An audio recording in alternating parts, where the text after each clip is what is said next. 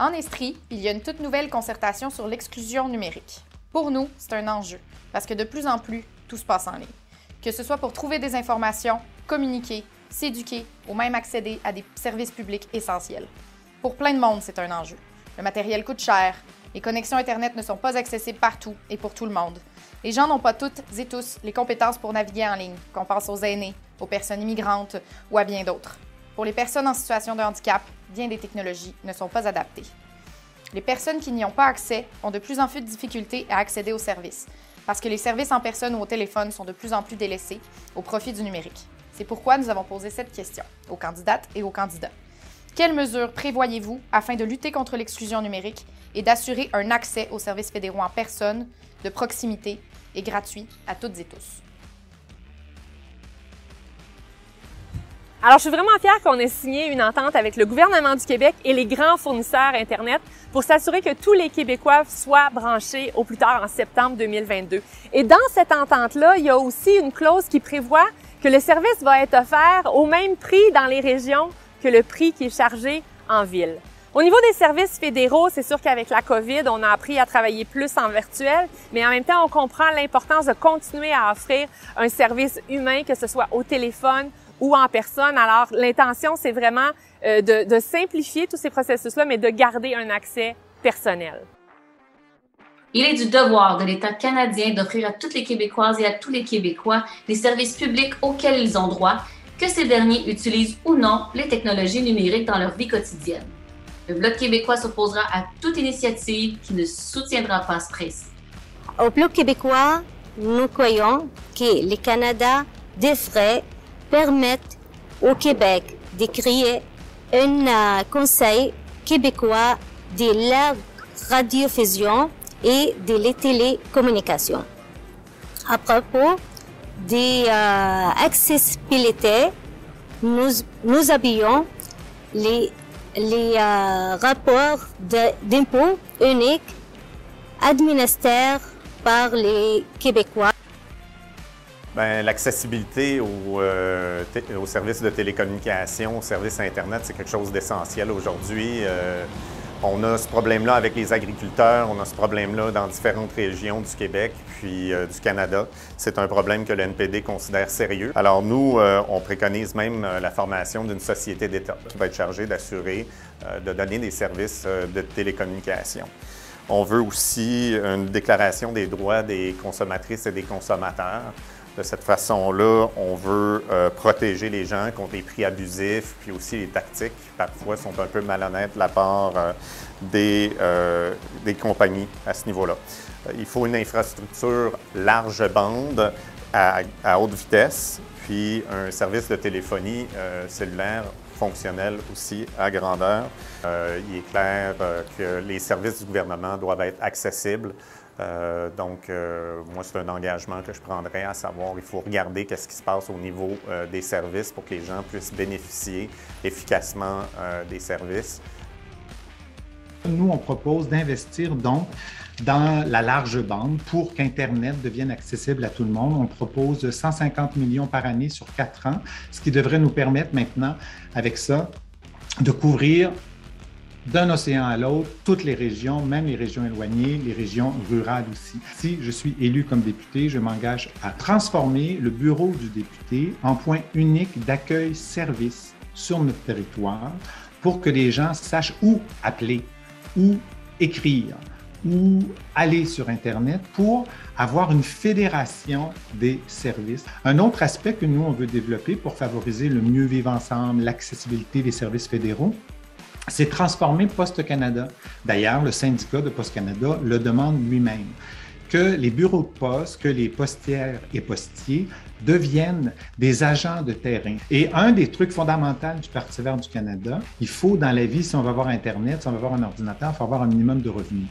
Alors nous, on propose un revenu de subsistance universel. Considérant que depuis 40 ans, la crise du logement s'aggrave d'année en année, que l'accès au logement est rendu un privilège et non un droit, qu'elle précarise davantage les femmes, qu'il est temps de donner la parole aux locataires, êtes-vous prêt à vous engager pour appuyer la mise en place d'une commission d'enquête publique pan-canadienne indépendante et itinérante sur la crise du logement dès la première année de mandat. Quelles seraient vos autres revendications et engagements en matière de lutte à la crise du logement? Bien, nous, au NPD, on veut tout de suite passer à l'action sur la question du logement. Il y a une crise actuellement, puis on l'observe depuis longtemps. Le NPD, ce qu'on préconise, c'est la construction de 500 000 logements abordables et de qualité. Pour le Québec, c'est 110 000 dans les 5 prochaines années. On veut aussi favoriser la construction de coopératives, de logements sociaux et de logements sans but lucratif. Pour ce faire, on va mettre sur pied un fonds de démarrage rapide pour simplifier le processus de demande et pour aider les collectivités à pouvoir procéder à la construction rapide de ces logements-là. Additionnellement à ça, on va stimuler la construction aussi en renonçant à la portion fédérale de taxes, la TPS. Écoutez, sur la question du logement, je pense qu'il faut rappeler que 1,6 million de Canadiennes et de Canadiens présentement vivent dans des logements insalubres, que 2,4 millions ont des graves problèmes de logement. Donc, oui, il faut une commission d'enquête, mais aller beaucoup plus loin que ça. Nous, ce qu'on propose, c'est de déclarer l'urgence nationale au niveau du logement au Canada et d'avoir un ministre qui s'occupe du logement. On propose, nous, d'investir pour créer 50 000 logements avec service sur les 10 prochaines années, donc à peu de frais, et aussi 300 000 logements à prix très abordables qui sont hors commerce, donc qui sont portés par des OBNL ou par des coopératives d'habitation, par exemple, sur 10 ans. On considère qu'on doit avoir vraiment un lien direct, un travail avec, oui, les municipalités, ça c'est hyper important, avec les gouvernements provinciaux, pour aller dans une approche de logement social porté par les OBNL, porté par les coopératives. Le plus près des gens, c'est le mieux. On veut aussi proposer un soutien aux locataires. On doit agir rapidement. Il faut avoir un moratoire sur les expulsions, selon nous. Il faut aussi revoir les politiques d'achat de l'étranger. Les gens qui achètent pour investir, mais qui ne louent pas les logements, qui ne louent pas les édifices, qui ne permettent pas leur travail et qui font monter les prix. Donc ça, on doit aussi là-dessus intervenir rapidement. Nous croyons que la priorité n'est pas d'établir une stratégie pan-canadienne, mais de consacrer immédiatement ces ressources à aider les populations vulnérables. C'est pourquoi nous réclamons que 1% de ces revenus annuels totaux afin d'assurer un financement constant et prévisible plutôt que selon des ententes qui sont ponctuelles. Que le gouvernement fédéral procède à un réaménagement financier des différents programmes découlant de la SNL afin de libérer les fonds qui permettraient aux coopératives et aux OSBL d'acquérir des immeubles locatifs dont les loyers sont égaux ou inférieurs au loyer médian du marché dans le but de préserver leur caractère abordable et d'en faire des logements sociaux, communautaires et très abordables. Oui, le Québec a besoin de beaucoup de nouveaux logements sociaux pour faire face à la crise.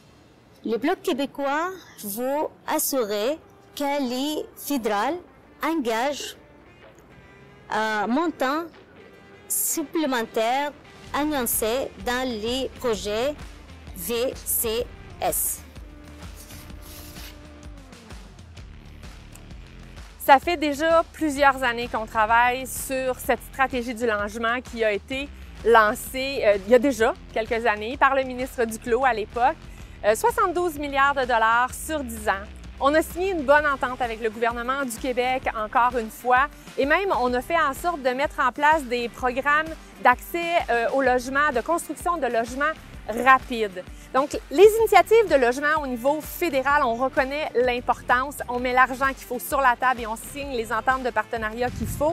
Mais il faut aussi que ça vienne de la communauté. Donc, moi, comme députée, c'est d'ailleurs un engagement que j'ai pris cette semaine auprès d'entrepreneurs, c'est de faire en sorte qu'ils connaissent mieux quelles sont ces procédures-là, parce qu'on a besoin d'avoir des promoteurs locaux pour que ces logements-là soient rendus disponibles à la population. le sait, les femmes, tous secteurs confondus, sont les plus discriminées dans la société. Afin de contrer et prévenir ces discriminations, le gouvernement du Canada utilise depuis 1995 l'analyse comparative entre les sexes plus. C'est une approche scientifique qui permet de détecter les inégalités potentielles envers les femmes dans tout projet, règlement, loi, etc. Vous engagez-vous à poursuivre l'utilisation de l'analyse comparative entre les sexes plus dans le prochain mandat gouvernemental, à poursuivre la publication d'une analyse comparative entre les sexes plus de votre budget au moment de son dévoilement annuel et à continuer de soutenir financièrement les groupes de femmes et de personnes à la croisée des oppressions. Le Bloc québécois est d'accord avec la politique du fédéral en matière de genre visant l'intégration et l'application de l'analyse comparative entre les sexes plus, ce qu'on appelle l'ACS+, dans tous les ministères. Nous croyons que la lutte contre la violence conjugale doit être intégrée dans un système cohérent de services sociaux de la santé, ce que le Québec a déjà. Le Bloc demande donc la hausse des transferts, les fameux transferts canadiens en santé. Et oui, c'est important parce que le Bloc demande une hausse de l'effort fédéral en santé jusqu'à 35 %. Les coûts du système, soit 28 milliards. Le TCPS aussi, sont évidemment que le Bloc demande à ce que le fédéral rétablisse les transferts en matière de services sociaux au niveau de 1990 avant que ceux-ci soient coupés par le gouvernement de l'époque. Et concernant la violence faite aux femmes, nous savons que la période la plus dangereuse pour la victime se situe entre l'accusation et le procès, donc la remise en liberté sous caution. Il est important de tout mettre en œuvre pour protéger celle-ci. Donc, la prévention en amont par le Réseau de la santé et des services sociaux du Québec, incluant les services communautaires et la protection de la victime par la suite notamment. L'amélioration de l'utilisation du concept de l'ordonnance volontaire du Code criminel, l'élargissement des mesures contre la violence aux autres membres de la famille et étudier comment agir auprès des jeunes. Aussi, l'étude de faisabilité d'imposer des conditions de mise en liberté avant procès, comme le port du bracelet électronique ou la thérapie. Oui, bien sûr, les droits des femmes et les reconnaissances des communautés culturelles font partie des valeurs communes au cœur de l'identité québécoise. Nous nous engageons également à combattre les discriminations basées sur l'âge, comme par exemple la création des 2 classes d'années par le gouvernement Trudeau. Alors, l'utilisation de l'analyse comparative entre les sexes plus, je pense que c'est hyper important. Pas juste moi, au Parti vert, on fait partie de cette approche-là. Écoutez, le Parti vert du Canada, ce qui caractérise, c'est qu'on est un parti avec des valeurs fondamentales. Alors, quand vous élisez, vous votez pour un vert, vous votez pour quelqu'un qui a un cadre théorique très, très précis. C'est des valeurs qui sont tirées de la Charte des Verts mondiaux. Et dans le cas qui nous intéresse là, il y en a 3, à mon avis, qui sont plus pertinentes. C'est vraiment la justice sociale, c'est un fondement de base chez nous, le respect de la diversité, ça aussi c'est un fondement de base, et la démocratie participative. Donc, le principe de l'analyse comparative entre les sexes plus, qui vise justement à voir comment un programme ou un budget peut venir influencer toutes les communautés, les femmes, mais aussi les hommes, les gens avec une diversité d'identité. C'est hyper important pour nous. Absolument qu'on va continuer à faire les analyses ACS+, c'est extrêmement important. Je suis la ministre derrière la politique féministe de développement international et j'en suis vraiment très fière. Et je peux aussi vous dire que maintenant, quand un ministre, quel qu'il soit, que ce soit le ministre de l'Infrastructure, des Transports ou peu importe quelle responsabilité, ils ont tous l'obligation de soumettre cette étude basée sur le genre pour être sûr que le programme, l'initiative qu'ils sont en train d'introduire a pris en considération les particularités selon les genres, mais aussi selon la race, selon le statut social et autres. Donc, cette analyse-là est super importante. Oui, on s'engage à la poursuivre et elle fait partie intégrante de l'exercice du budget aussi. Absolument. Le NPD, on se considère un parti féministe quand même. On constate que les salaires des femmes ne suivent pas du tout le salaire des hommes. Donc, ce qu'on considère, c'est qu'il faut donner une priorité à l'équité salariale. On veut exiger des employeurs qui fassent preuve de plus de transparence là, en matière salariale, de façon à ce qu'on puisse voir vraiment ce qui se passe là. Puis on veut adopter des lois et des règlements qui sont proactifs en matière d'équité salariale. C'est pas acceptable que les femmes aient 32 % moins de salaire que les hommes et que par ailleurs, on doit ajouter à ça que dans certaines situations, comme les femmes racisées, les femmes autochtones ou les femmes vivant avec un handicap, le phénomène est encore accentué. Donc, on veut aussi s'attaquer à la participation politique des femmes. Au NPD, on a 48 % de candidates féminines. C'est sûr que dans certaines circonstances, on voit qu'il y a des partis qui ont un bon taux de présence féminine, mais il faut aussi éviter que les femmes se présentent seulement dans des circonscriptions où il y a moins de chances de gagner, puis où on les choisit pas comme ministres. Alors, le NPD, on a une sensibilité évidente pour ces questions-là. On veut adopter aussi des mesures législatives pour encourager les partis politiques là, à présenter plus de candidats.